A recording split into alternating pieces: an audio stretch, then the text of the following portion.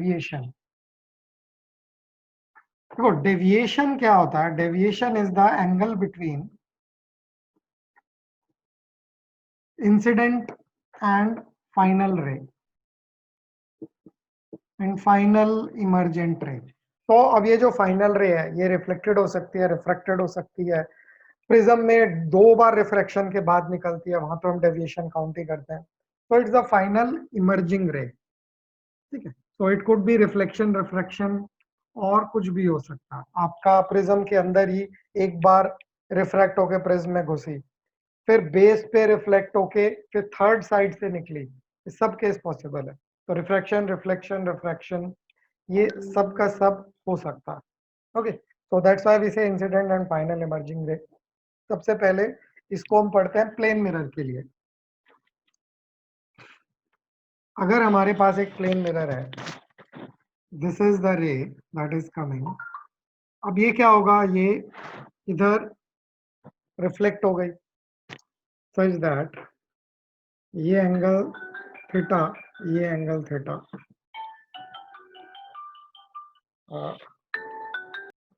तो देखो डेविएशन क्या होगा, ये रे अगर मिरर ना होता ऐसे निकल जाती, लेकिन अब क्या हुआ, इसको डेविएट होना पड़ा, डेल्टा डेविएट होना पड़ा। तो एक रिफ्लेक्शन में डेविएशन कितना होगा, सो डेविएशन वुड बी, अब ये पूरा 180 डिग्री है, तो delta plus 2 theta is 180 degree. So delta would be और 180 डिग्री माइनस 2 थीटा और 180 डिग्री माइनस 2i। तो एक सिंगल रिफ्लेक्शन में इतना डेविएशन होता है। अब ये डेविएशन डिपेंड करता है कि अगर ये रे जा रही है, सो this is a anti clockwise, इस केस में ये एंटी क्लॉकवाइज हमारे पास डेविएशन है, कभी क्लॉकवाइज हो सकता है। तो सिंगल के लिए तो मैटर नहीं करता है, बट सिंगल रिफ्लेक्शन में हमेशा 180 माइनस 2i होगा। इसलिए जब रे मिरर पर परपेंडिकुलर होती है तो वापस लौट आती है, क्योंकि आई जीरो होता है, आई जीरो होता है तो डेल्टा 180 डिग्री हो जाता है। ओके, एक मिरर तक तो ठीक है। अगर 2 मिरर हैं तब क्या होगा, तो 2 मिरर में आपके पास दोनों के इंडिविजुअल डेविएशंस आपको निकालने पड़ेंगे, और वो डेविएशंस ऐड भी हो सकते हैं, सब्ट्रैक्ट भी हो सकते हैं। सी हाउ, अगर हमारे पास ये 2 मिरर है, ठीक है, इनके बीच में एंगल थीटा है। अब एक रे यहां से आई ऐसे, ओके, ये रे यहां से आई। अब ये अगर मिरर ना होता ये ऐसे निकल जाती, बट क्योंकि अब मिरर तो है, इसकी वजह से यहाँ ये रिफ्लेक्ट होगी। कितना रिफ्लेक्ट होगी, जितना ये एंगल I1 होगा, ठीक है, angle I1 is equal to I1। तो इसका डेविएशन देखो कितना हुआ, ये यहाँ पर ऐसे जाती, रिफ्लेक्ट हो गई, so the deviation is this, it is a anti clockwise deviation delta 1। यहाँ पर वापस से एक नॉर्मल बनेगा, ये एंगल I2 और ये रे ऐसे, ये एंगल I2, तो दिस इज द फाइनल रे। ओके, तो ये फाइनल रे ऐसे चली जाएगी, ये इंसिडेंट रे। पर here you can see second उस पे डेविएशन कितना होगा, सेकेंड वाले पे वापस से डेविएशन होगा, and this deviation would be in this direction. ये भी एंटी क्लॉकवाइज है, दोनों डेविएशंस आपके एंटी क्लॉकवाइज है, तो जो नेट डेविएशन हो जाएगा that would B delta 1 plus delta 2। ये डेविएशन यहां से भी निकाल सकते हैं, ये इंसिडेंट का वेक्टर ये था, ये फाइनल का वेक्टर है, ठीक है, रिफ्लेक्टेड का। सो इन दोनों को अगर हम ऐड करते तो हमें ये एंगल मिलता, so that is the net deviation।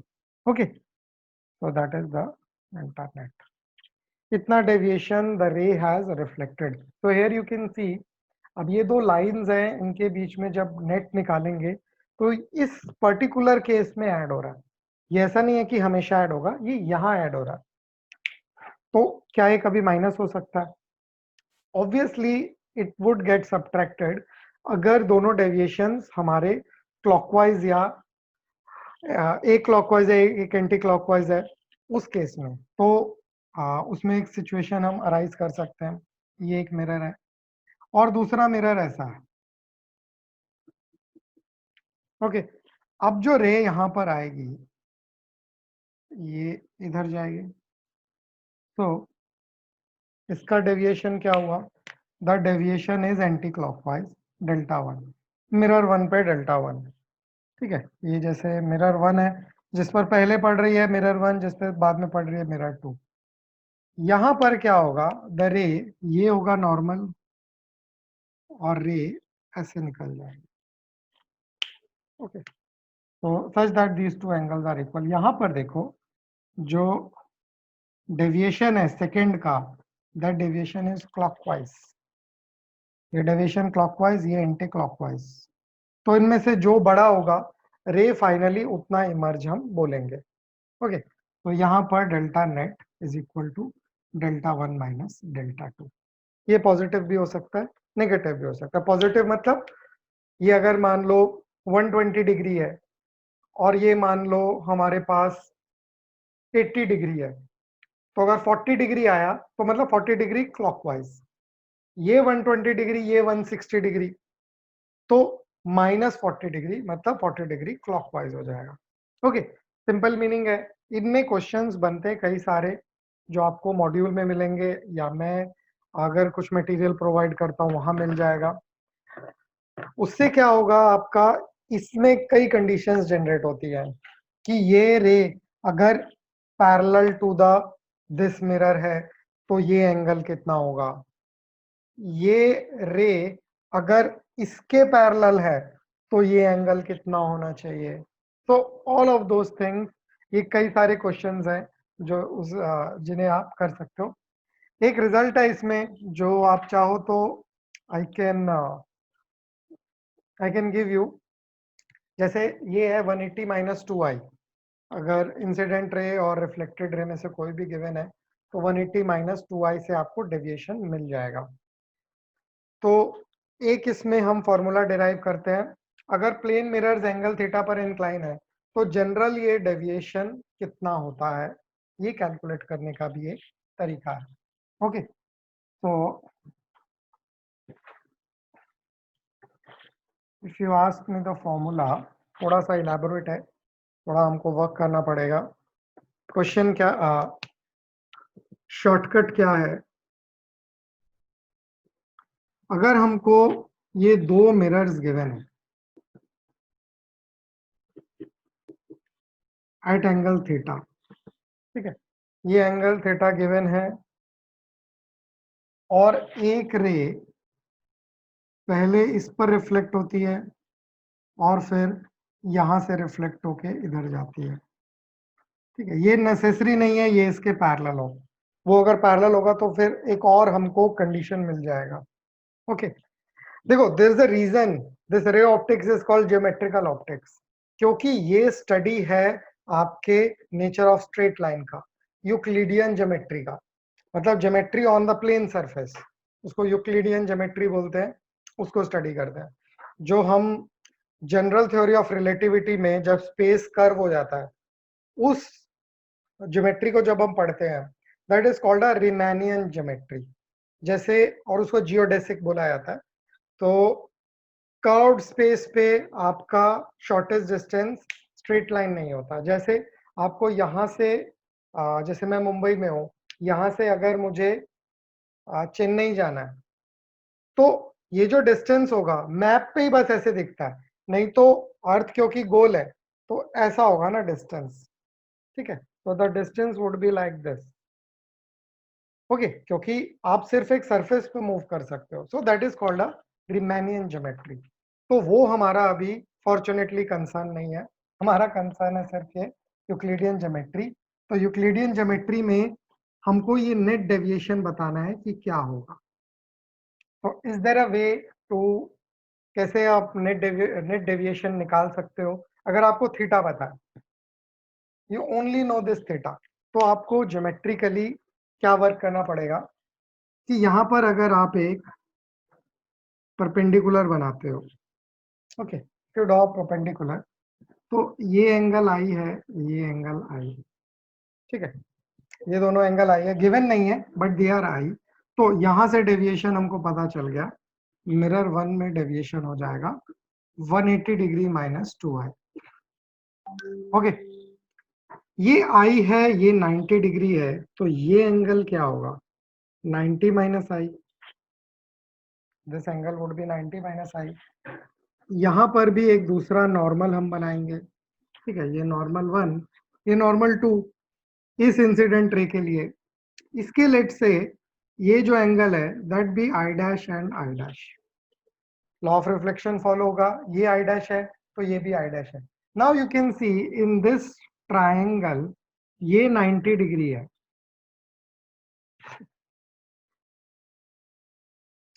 This is 90 degree, तो ये एंगल क्या होगा हमारा 90 minus I dash. Okay, but what we have here, ये एक ट्रायंगल मिल गया हमको जिसके 3 साइड्स पता है, 90 minus I, theta and 90 minus I dash.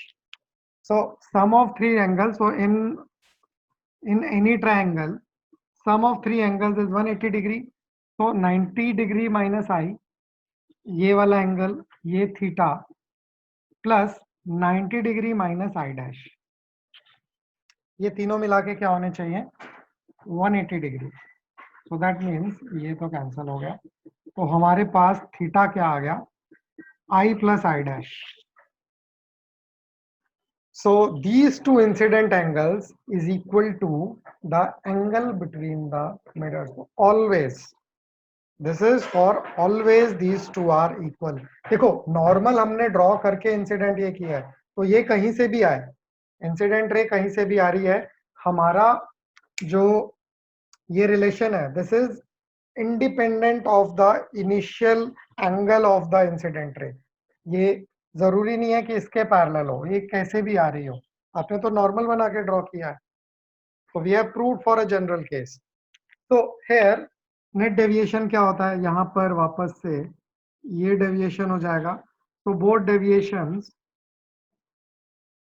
You see are in the same direction, so delta net हो जाएगा आपके पास दिस प्लस दिस, ये होता है 180 degree minus 2i, 180 degree minus 2i plus 180 degree minus 2i dash, एक में i है एक में i डैश है, सो ये हो जाएगा 360 degree minus twice i plus i dash, and what is I plus I dash is theta. So therefore this is also equal to this plus this as 360 degree minus 2 theta. ये बड़ा आप convenient है, जो मैंने बोला ना कई questions हमको ऐसे होंगे, तो अब यहाँ देखो अगर रे को अपना पाथ ट्रेस बैक करना है, ये आई ऐसे और इसको ट्रेस बैक करना है, तो एंगल कितना होना चाहिए इन दोनों के बीच में, तो डेविएशन होना चाहिए 180 डिग्री, तो थीटा क्या होना चाहिए हमारा 90 डिग्री। अगर 90 डिग्री थीटा है, देखो अगर ये 180 डिग्री होता है, डेल्टा इज 180 डिग्री, तो 180 degree 360 minus 180, 180 is equal to 2 theta, theta is 90, तो अगर थीटा 90 डिग्री है तो डेविएशन हो जाएगा 180 डिग्री, मींस दो angles perpendicular to each other है, रे कैसे भी आए ये ट्रेस बैक करेगी खुद को, the ray will trace back its path if the mirrors are inclined at theta, mirrors are inclined at 90 degree irrespective कि वो कहां पर किस एंगल पर इंक्लाइंड है। तो ये सारे रिजल्ट्स जो हैं अब आपको क्वेश्चन में यूज करने हैं। ओके चलो ये एक पार्ट हुआ, इसको ध्यान रखना, this formula is very very important, ये method is very very important. Method important क्यों है, क्योंकि एडवांस में अगर कहीं फंसते हो तो मेथड बचाता है आपको, क्योंकि मुश्किल क्वेश्चन वही होगा जहां फॉर्मूला नहीं लग पा रहा होता, तो वहां पर हमको थोड़ा फंडामेंटल वे में अपना क्वेश्चन प्रोग्रेस करना पड़ता, you have to think fundamentally. मुश्किल क्वेश्चन जैसा कुछ नहीं है, मुश्किल क्वेश्चन का मतलब यही है कि जो फॉर्मूला हमको उसमें रेगुलर फॉर्मूलाज हैं वो लग नहीं पा रहे, तो समवेयर क्वेश्चन को डिराइव करते वक्त जो अप्रोक्सीमेशंस लिए गए हैं वो कहीं ना कहीं अप्लाई नहीं हो रहा है. So that's why we have this difficulty. Okay.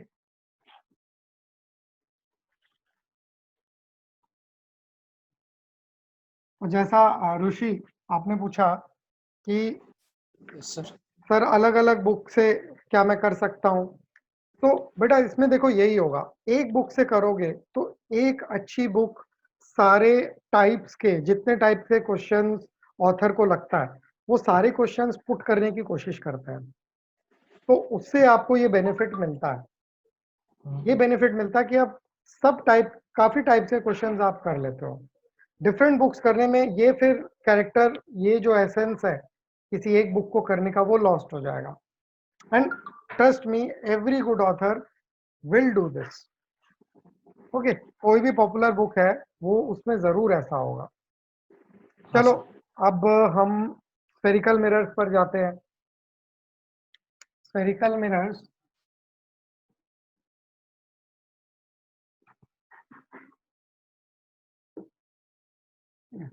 so they are the 3D mirrors. Spherical mirrors, they are your 3D mirrors, क्योंकि अब ये एक कर्वेचर लिए हुए इस तरह से है, तो सिर्फ दो एक्सेस से हम इसको पूरा कैरेक्टराइज नहीं कर सकते. मिरर मतलब एक सरफेस है ये, ठीक है, it's a surface, so it has to extend in 3D. तो स्फेरिकल मिरर में अब मेन फैक्टर क्या हो जाएगा, स्फेरिकल मिरर में अब मेन फैक्टर ये हो जाएगा कि अब ऑब्जेक्ट और इमेज के बीच का जो ऑब्जेक्ट डिस्टेंस और इमेज डिस्टेंस है वो उतना इजी रिलेशन नहीं है. जैसे अभी तक था, बहुत इजी रिलेशन था, that v is minus you, बस. अगर u पॉजिटिव तो v नेगेटिव, अगर u नेगेटिव तो v पॉजिटिव, जैसे हमने वो केस में किया. अब कॉम्प्लिकेट हो जाएगी situation. Okay, and this is due to the mathematical nature which the reflection and the light ray, the path that the light ray follows, उसके मैथमेटिकल नेचर की वजह से ऐसा हो रहा है. ओके, तो इसमें सिंस अभी एडवांस के लिए हमारा ये थोड़ा रिवीजन नेचर लिए हुए है, तो I just state the approximation. तो सर्कल मिरर में हमारे पास क्या होता है, मिरर फॉर्मूला. पहले जो भी स्टैंडर्ड थ्योरी है, that is 1 by v plus 1 by u is equal to 1 by f, and these are directed distance. These are directed distance. Directed distance मतलब with respect to a coordinate system. ये with respect to a coordinate system है, और rather they are the actual coordinates. They are the coordinates. Generally, they are taken to be the x coordinate. Most generally, they are the x coordinate. Okay. यहाँ पर देखो kinematics और इसमें एक difference क्या है कि काइनेमेटिक्स में u और v हम स्पीड के लिए रखते हैं. यहाँ पर u और v convention, by convention we take it for distance. तो अब यहाँ पर अगर ऑब्जेक्ट मूव करता है तो वेलोसिटी के लिए फिर हम u और v कैसे यूज करेंगे, इसलिए तब जब ये मूव करता है तब हमको अपने नोटेशंस थोड़े चेंज करने पड़ेंगे. Okay, so this could also be written as 1 by xi coordinate of image plus coordinate of object is equal to 1 by f. ठीक है, ये. और अगर ग्राफ प्लॉट करना है, सो this is useful, this form is useful for finding velocities of image and object. आप ये form use करोगे क्योंकि इसको डिफरेंशिएट करना आसान है. अब अगर ग्राफ प्लॉट करते हो तो ये कर सकते हो, या डिफरेंशिएट करते हुए भी ये इजी है. This is basically this relation. अभी क्योंकि फोकल लेंथ कांस्टेंट होता है, तो अनलेस अदरवाइज मेंशन, इसको 1 by f लोगे, तो ग्राफ प्लॉट करने के लिए आप ये फैक्ट यूज कर सकते हो, और रादर इसमें से भी यूज कर सकते हो दैट xi क्या होगा, 1 by xi और 1 by v आपका हो जाएगा 1 by f minus 1 by x not, या 1 by f minus 1 by u. So this would be your u minus f over uf. Okay, so this is the most useful form कि आप कभी भी जब आपको क्वेश्चन हो तो इनको इनवर्स इनवर्स डाल के मत निकालो, आप डायरेक्ट ये मेथड यूज करो. अब इसको फ्लिप कर लो, so it would be uf over u minus F. किसी भी मिरर के लिए ये uf over u minus f, so that is the object distance. ये एक तो फाइंडिंग वेलोसिटी के लिए ये यूज करते हैं, इसको हम यूज करते हैं प्लॉटिंग ग्राफ के लिए.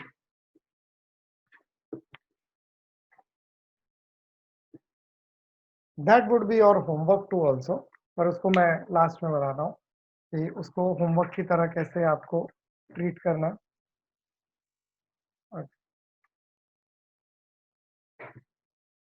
और ये आया समझ में. तो हमको एक चीज समझ में आई कि मिरर फॉर्मूला से हमको इमेज का एक्स कोऑर्डिनेट मिलता. How we get the Y coordinate? Y coordinate के लिए कोई सजेस्ट करो, क्या कोई तरीका है? अगर मिरर के सामने प्रिंसिपल एक्सिस पे नहीं है, थोड़ा ऊपर है अगर, तो हमको उसका इमेज कैसे मिलेगा? How you get the image? ये नोट डाउन करो. सर हाँ, प्रिंसिपल एक्सिस मतलब सर प्रिंसिपल एक्सिस का वो हम लोग को कोऑर्डिनेट्स दिया जाएगा तो उसका सर y कांस्टेंट रहेगा, x वेरिएबल रहेगा ना? नहीं, अब वो तो कैसे भी मूव कर सकता है. अच्छा अच्छा.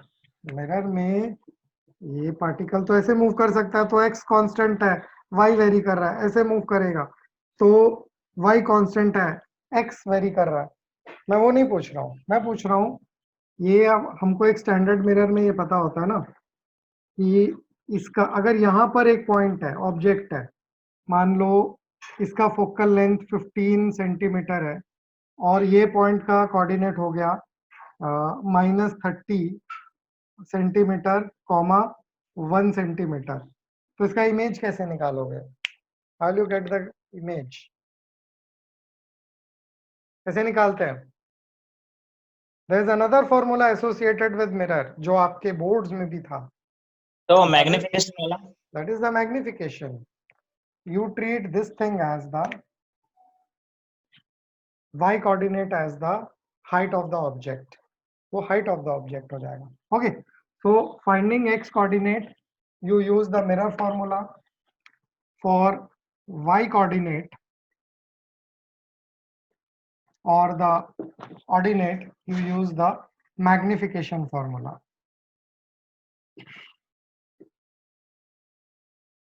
ये मैग्निफिकेशन जो है ये लेटरल मैग्निफिकेशन है, मींस वर्टिकल मैग्निफिकेशन है, ये हॉरिजॉन्टल मैग्निफिकेशन नहीं है, उसको अभी एक्स्ट्रा निकालेंगे. तो magnification this m is your mirror के लिए -v by u और that is also height of the image over height of the object.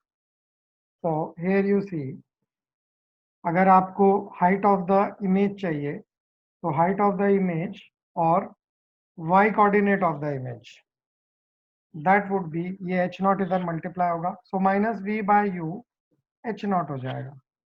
v कितना है? uf over u minus f. तो v को अगर u से आप डिवाइड कर दोगे तो u और u कैंसिल हो जाएगा, तो minus f over u minus F h naught. Minus sign को अगर क्लब कर दो तो ये हो जाएगा आपका f over f minus u h not और ये f over f minus u your object का y कोऑर्डिनेट. तो ये फंडा आपको समझ में आना चाहिए कि इमेज का कोऑर्डिनेट निकालने के लिए x कोऑर्डिनेट निकलता है हमारा,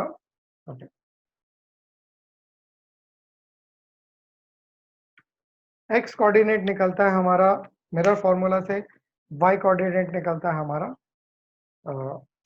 मैग्निफिकेशन फॉर्मूला से.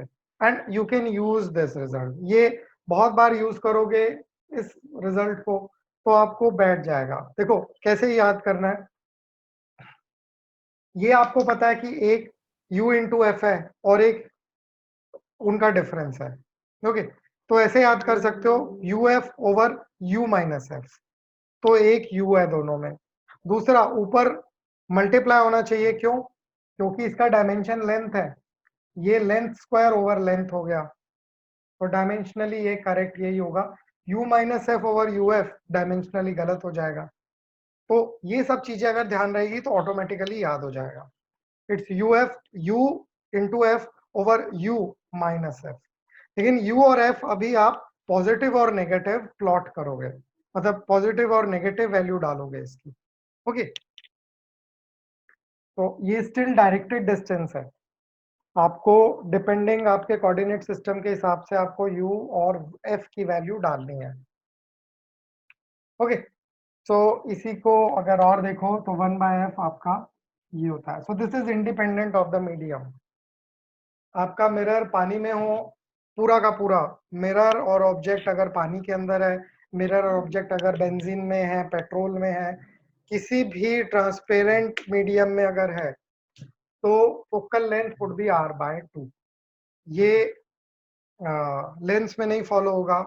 ये अगर मिरर पार्शियली सबमर्ज या पानी में, ऑब्जेक्ट बाहर है, तब नहीं फॉलो होगा। या जो इमेज डिस्टेंस आ रही है वो अगर पानी के बाहर बन रही है तो भी ये फॉलो नहीं होगा। ये सिर्फ तभी फॉलो होगा अगर पूरा का पूरा सेटअप सफिशिएंट मीडियम, अगर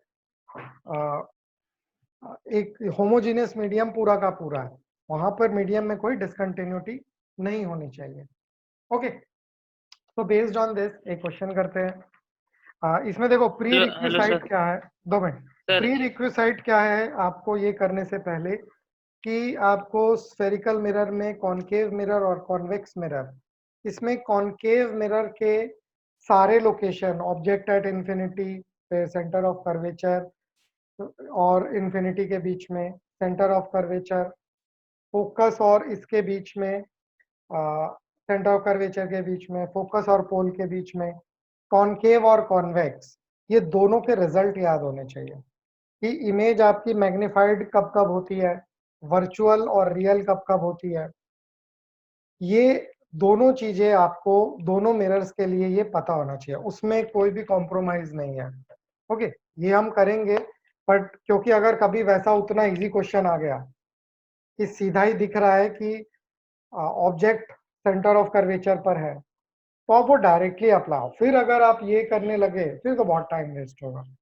तो इजी क्वेश्चंस को भी हमें लेके चलना है, ऐसा नहीं कि हम सारी की सारी थ्योरी डेवलप करते आ रहे हैं, सारी की सारी चीजें हम क्वेश्चन में ही डिराइव करेंगे।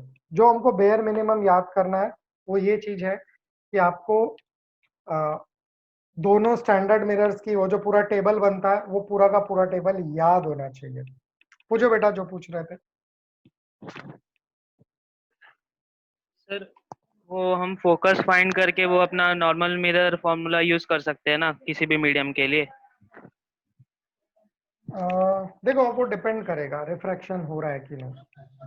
जैसे मैंने जो स्टेटमेंट बोला वो ये बोला कि अगर मान लो ये मिरर है, ये ऑब्जेक्ट है, अगर ये ऑब्जेक्ट है, ठीक है, इसका सेंटर यहाँ पर है और ये ऑब्जेक्ट यहाँ पर है, तो आपको पता है कि इमेज अब सेंटर के उधर बनती है, लेकिन इधर एयर है और इधर वाटर है, तब तो अब ये रिफ्रैक्शन हो जाएगा। तो वो R/2 वो तो ठीक है, वो फॉलो हो जाएगा, लेकिन आपका जो मिरर फॉर्मूला है ना उसमें अब रिफ्रैक्शन भी यूज होगा। तो ऐसा नहीं कि सीधा सीधा इसमें सर वो न्यू फोकल लेंथ हम लोग फाइंड करते हैं ना, उसके लिए भी सर एक फॉर्मूला रहता है ना, मतलब नहीं, मीडियम चेंज होता है तो? देखो वो एज अ इफेक्टिव लेंस की तरह ट्रीट कर सकते हो, that is different, but I am saying कि इसमें आप सिर्फ मिरर फॉर्मूला से नहीं कर सकते।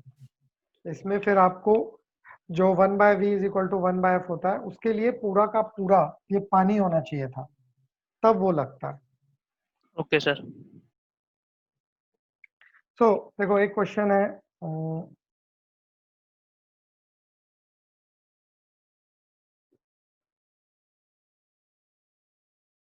ओके चलो एक क्वेश्चन करते हैं इस पे based.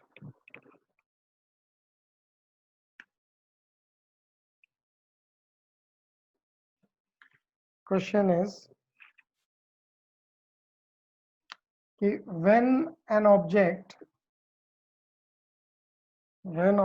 is placed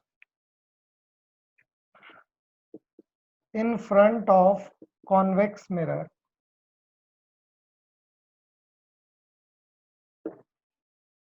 when an object is placed in front of convex mirror, the image is half of the object size of object. Okay. But when it is moved by 10 centimeter, but when it is moved by 10 centimeter, magnification becomes, okay, so magnification becomes 1/3. तो 1/2 से 1/3 हो गई. सिर्फ इतना ही आपको given है और कुछ गिवन नहीं है. सर हाँ जो 10 सेंटीमीटर मूव किया ऑब्जेक्ट वो पीछे या आगे? हाँ वही तो क्वेश्चन है. Find radius of the curvature. तो आर निकालना है ऑफ मिरर, मतलब एफ निकालना है, एफ से फिर आर निकल जाएगा. रेडियस हमेशा पॉजिटिव होता, मीन्स सिर्फ रेडियस पूछा तो डायरेक्टेड डिस्टेंस फिर अलग होता. तो यहाँ पर यही कैच है, आगे की तरफ कि पीछे की तरफ. इसलिए मैंने बोला आपको वो याद होना चाहिए. कॉन्केव मिरर में मैग्निफिकेशन कैसे वेरी करती है ये पता होना चाहिए. कॉन्वेक्स मिरर में मैग्निफिकेशन कैसे वेरी करती है ये पता होना चाहिए. फिगर आउट करो, हो जाएगा. अब मैं आपको एक ये बेसिक फैक्ट समझाता हूँ कि क्यों ऐसा होता है. देखो, आपका when object is placed in of this, अब जनरली कॉन्वेक्स मिरर में क्या होगा, एक इस वे में करते हैं. आप दूसरी तरफ भी ओरिएंटेशन दिखा सकते हैं, बट ये वे में करने का हमको मेन मकसद क्या है, इसका मतलब इसका जो आर है वो नेगेटिव एक्स एक्सिस पर है. नेगेटिव एक्स एक्सिस पर होने पर इसका रेडियस हमारे पास इस वे में आएगा, that it would B radius and focal length that would B negative. वो इनहेरेंटली नेगेटिव हो जाएंगे. तो फोकल लेंथ अगर मैं -f पुट कर रहा हूँ, मतलब मेरा f पॉजिटिव है, मैंने इसका डायरेक्टेड डिस्टेंस में नेगेटिव अकाउंट कर लिया है. तो व्हाट हैपेंस, मेरा v क्या था, v is your uf over u minus f. ये तो ये होता है. अब u क्या है, u भी इसी तरफ होता है, somewhere there is an object. तो ऑब्जेक्ट का कोऑर्डिनेट भी -u कॉमा अगर 0 कर दिया तो इसका मतलब है हमारा जो u है ये u अब पॉजिटिव है, because negative sign we have accounted. तो इसको थोड़ा सा वर्कआउट करो, इसमें साइंस के साथ लिख लेते हैं. तो this would be your -u का मॉड इंटू -f का मॉड, क्योंकि ये वैल्यूज ही हैं, ओवर -u का मॉड -f का मॉड. ओके, तो v क्या हो गया, ये माइनस माइनस प्लस, ये माइनस ये प्लस, तो ये हो गया this into this over your f minus u. Okay, अब ये डिस्टेंस ये आ गया, दिस डिस्टेंस इज योर, ये uf over u minus f था, u नेगेटिव और f नेगेटिव. तो ये दोनों ही अगर नेगेटिव हैं तो हमारे पास ये फाइनल v का वैल्यू तो इस वे में आ गया. दूसरा, मैग्निफिकेशन क्या होगा, मैग्निफिकेशन था हमारा -v/u और that was f over f minus u, f over f minus u. तो अब मैग्निफिकेशन को भी देखो. मैग्निफिकेशन अगर हम v का वैल्यू ये पुट करते हैं तो ये हो जाएगा -uf over f minus u. ठीक है, ये नहीं, ये वैल्यू डाल दो. तो f हो गया माइनस एफ, ये f क्या हो गया, this f is minus F, और ये f क्या हो गया, प्लस u हो गया, क्योंकि आपका हाँ एफ पॉजिटिव नहीं होगा? अरे ये मैंने Convex. कॉनकेव मिरर के लिए कर दिया, ओके सॉरी सॉरी सॉरी, ये कॉनकेव मिरर के लिए हो गया, मैं कॉन्वेक्स के लिए करना था, हाँ ठीक। तो ये ऑब्जेक्ट है, ये इसका कहीं फोकल लेंथ है f comma 0 plus f comma 0, object is minus u comma 0, तो v होता है हमारा uf over u minus f, ठीक है, वो कॉनकेव के लिए कर दिया। कॉन्वेक्स के लिए u is minus u, f is plus u plus f, क्योंकि यही f है, u इज माइनस u और ये माइनस f, तो हेयर यू सी ये माइनस और ये माइनस कैंसल हो जाएगा। So this is like a reduced mass. आपको रिड्यूस्ड मास पता है, कोलिजन में हम पढ़ते हैं m1 m2 over m1 plus m2। Resistance in parallel क्या होता है, वो भी रिड्यूस्ड रेजिस्टेंस होता है, और पैरेलल में क्या होता है r1 r2 over r1 plus r2।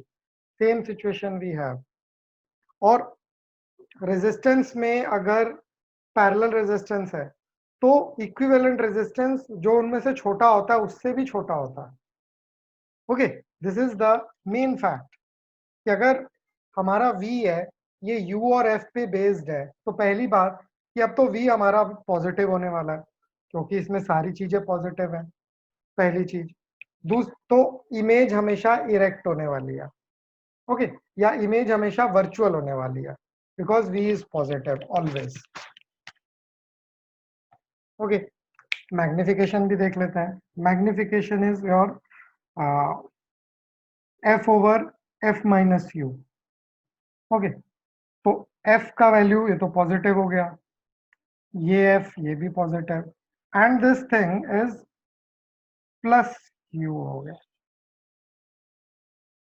Okay, तो दिस थिंग इज पॉजिटिव, तो इसका मतलब ये पॉजिटिव तो है, लेकिन u क्योंकि हमारा डिनोमिनेटर में है तो denominator is greater than numerator, तो this value will lie between, जब ये u 0 हो जाएगा तब ये 1 होगा, जब ये u इंफिनिटी हो जाएगा तो हमारा डिनोमिनेटर इंफिनिटी, मैग्निफिकेशन 0 हो जाएगा। तो इसका मतलब हमारा ये 0 और 1 के बीच में 1 0 पे हो सकता है, हाँ ये दोनों ही पॉसिबल नहीं है, 0 का मतलब है एकदम पोल पे आ गया। तो magnification is positive but it is diminished. Concave mirror में जब पोल और फोकस के बीच में होता है तो वर्चुअल होता है, अपराइट होता है और मैग्निफाइड भी होता है। यहाँ वर्चुअल है क्योंकि u negative v positive always for a convex mirror.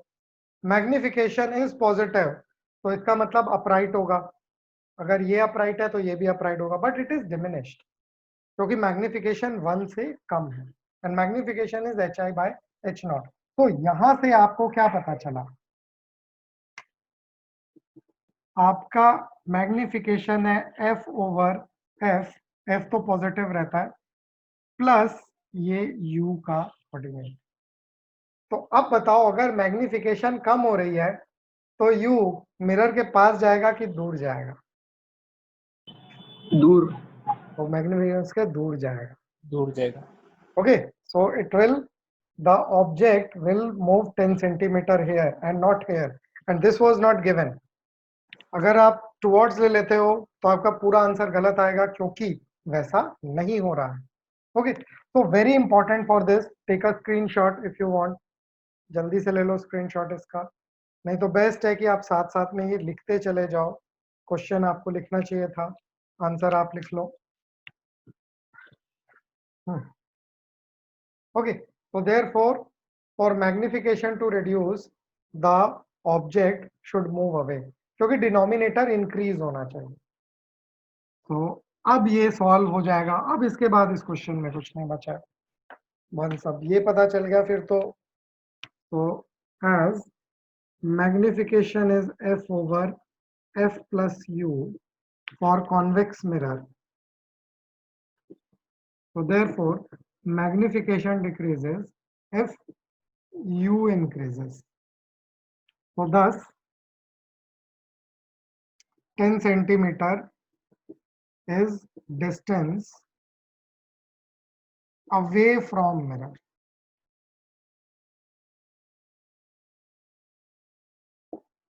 Mirror से 10 सेंटीमीटर वो डिस्टेंस दूर गया। अब इसको सॉल्व कर दो। अब ये हुआ हमारा केस, ये मिरर है, ये एफ है, ये यू है, ओके। और उसके बाद u हमारा u प्लस 10 हो जाएगा, coordinate wise minus u plus 10 हो जाएगा। और यहाँ पर जो ऑब्जेक्ट है इसकी इमेज कहीं पर बनेगी। तो दिस यू ऑल्सो सी कि आपका जो लेट से इमेज कहीं बना है, यहाँ पर बना है, तो दिस वाज I1। और जैसे ही आप दूर जाओगे तो आपका इमेज फोकस से पास जाएगा कि दूर जाएगा, अब वो V को देखना पड़ेगा। तो अगर ऑब्जेक्ट इधर जा रहा है तो इमेज इधर जाएगा कि इधर जाएगा, राइट साइड।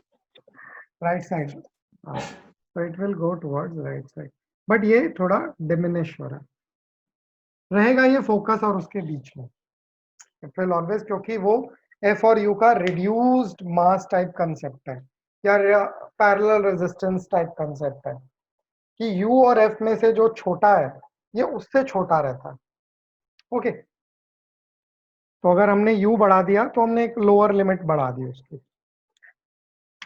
सो ऑब्जेक्ट तो इतना ही रहेगा हमारा, ये ऑब्जेक्ट 1, ये ऑब्जेक्ट 2। तो बस अब फॉर्मूला लगा दो, ये अगर कॉरस्पॉन्डिंग v है, accordingly you can find it.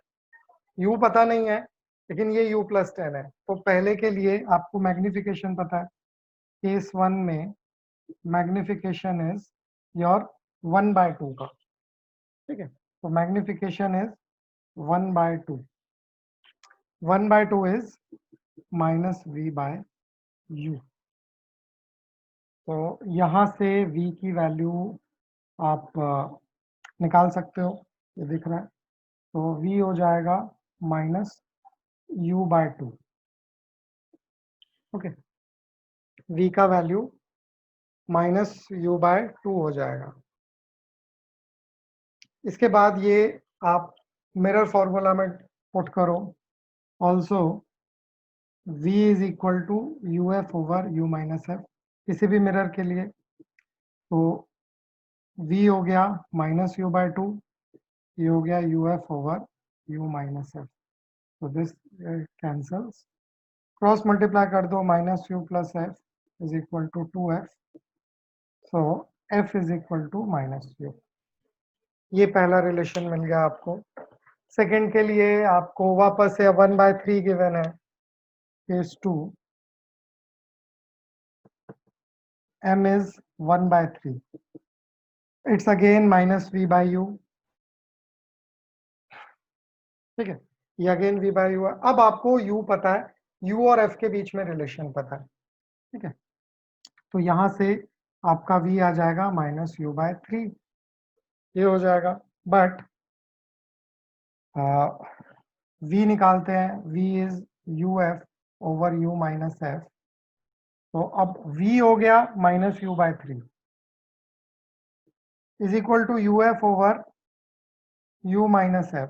तो एक u तो पहले काट दो, तो ये बचा आपके पास minus u plus f is equal to 3f, okay.